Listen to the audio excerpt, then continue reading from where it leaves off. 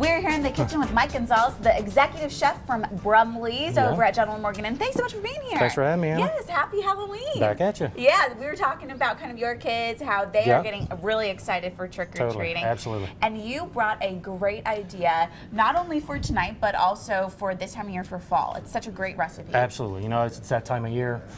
Pumpkin this, pumpkin that, you know, it's everywhere. It is everywhere. And so I figured we'd join on the bandwagon today, and we're going to make a little pumpkin pudding. Ooh, that sounds delicious. Yeah. And pudding, if you've never made pudding before, what are kind of the main ingredients? I've never made pudding before except for out of a packet. Pudding is kind of like a pastry cream. It's kind of, you've got cornstarch, milk, eggs, butter, sugar, vanilla, and you can really, you know, kind of embellish on that however you want to. Right. With chocolate pudding, you put cocoa powder in there. So this we're going to kind of do like a standard vanilla pudding, but then we're going to add a lot of pumpkin pie spice. Okay, awesome. Yeah, pumpkin spice. Pumpkin spice. So that's Everyone got loves that's it. right. That's got the ginger and the cinnamon and clove and the nutmeg and all that good stuff. Kind of the warming spices, especially for this time of year. And I'm sure that you can probably tell the difference between homemade from scratch pudding and out of a packet, right? Big difference. Big difference. So what we're going to do is we're going to add sugar, cornstarch.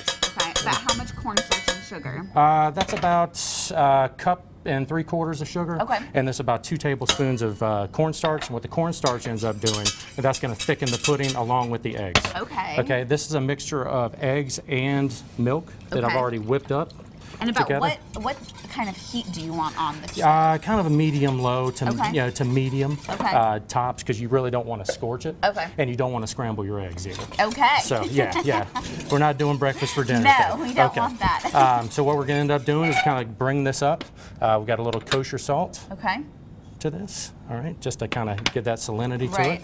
And then basically what we do is just let this thicken. Okay. But you don't want to stop stirring. Okay. Because so you just then continue to whisk it until it comes. Exactly, and then the eggs and the cornstarch will help thicken it up really good. And then next thing we're going to do is add the spice, and that kind of infuse into the mixture.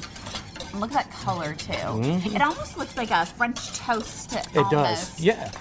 Mixture. You could almost do this as a French toast batter. Yeah. You know, because it's got the eggs, it's got a little bit of milk, it's got the spice in it, and the sugar. Yeah. Oh my gosh.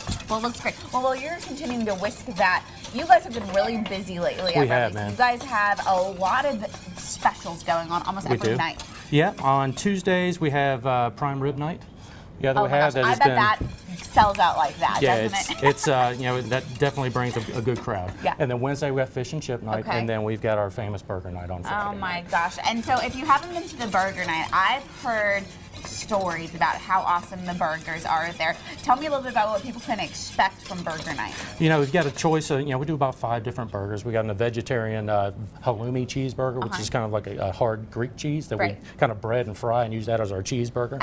So that's the vegetarian option right there. And then we've got a classic burger, which is kind of standard. And then we embellish upon that. You know, kind of do a black and blue burger sometimes, a California burger.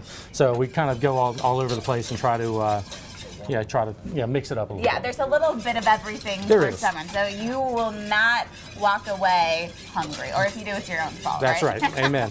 Exactly. And so, besides having your specials on those nights, you guys have rolled out your fall menu, it's been very popular. It is. It's very popular. We've got a lot of great items on there. We've got a short rib dish on there that we've cooked for 24 hours, so it almost eats like we've cooked it sous vide, so it's kind of like it's kind of like a braised / steak type consistency, which is really great, and that's really unique. Pork porterhouse, trout. We've got our salmon, chicken schnitzel. We've got a lot of great stuff. A lot of great stuff. And you mentioned the sous vide. I'm a huge fan of the sous vide. I've talked about it on air before. It's a fail-safe way to be able to cook. It makes it easy for me. It really does. And with this way, you can keep a constant temperature the whole entire time, which is nice. And so we cook our short rib at about 158 degrees, and it kind of, like I said, it's not quite a braise where it falls apart. It kind of stays together, and it kind of eats like a steak. It really is. It really is.